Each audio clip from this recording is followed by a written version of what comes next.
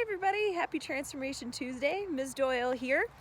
I am still here in New Hampshire, and it has been so wonderful to take a break from the city and come revisit my house here and get back in touch with my roots. I spent a lot of time in nature the past few days. It might be a lot more quiet here, and I might have a lot more trees and forest and background to where I am right now than when I normally am in Chicago.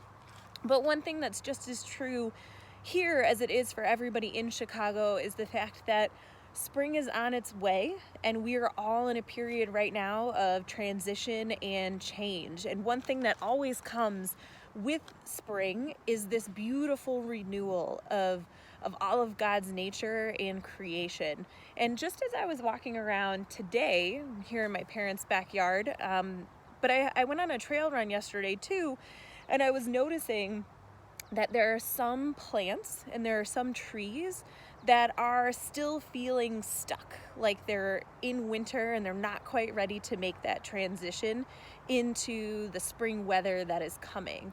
There are other trees and there are other plants, both in the trails where I was and here at my parents' house, who've embraced that shift and that change in moving towards spring, and they're already here and they're already beautiful and they're already making our world a better place, and they're helping me to remember and recall all the beautiful things that are here in the world. So right here behind me, you can see one of those plants is already fully in bloom. We've got another one right here, a purple one. And I'm looking at these flowers and I'm just thinking about the fact that change is a natural part of life. And even though sometimes those transformation moments and those moments where we're changing can be really difficult, it's so important for us to be like these flowers, to embrace those opportunities, to meet challenges and to come through difficult times like winter when it's cold and nothing's quite ready to pop out of the ground, but to take those moments of beautiful sun, nice weather, and really embrace that opportunity to grow and become something that is so beautiful. So even though times can be scary, and right now there's so much we don't know about the future, it can be really difficult to lean into that and to be okay with not knowing what's coming next. But if we choose to embrace and trust in God, we will have the same outcome as these beautiful flowers. We will bring that beauty to the world. And I want you to remember, in the Bible, God says, do not fear 366 times.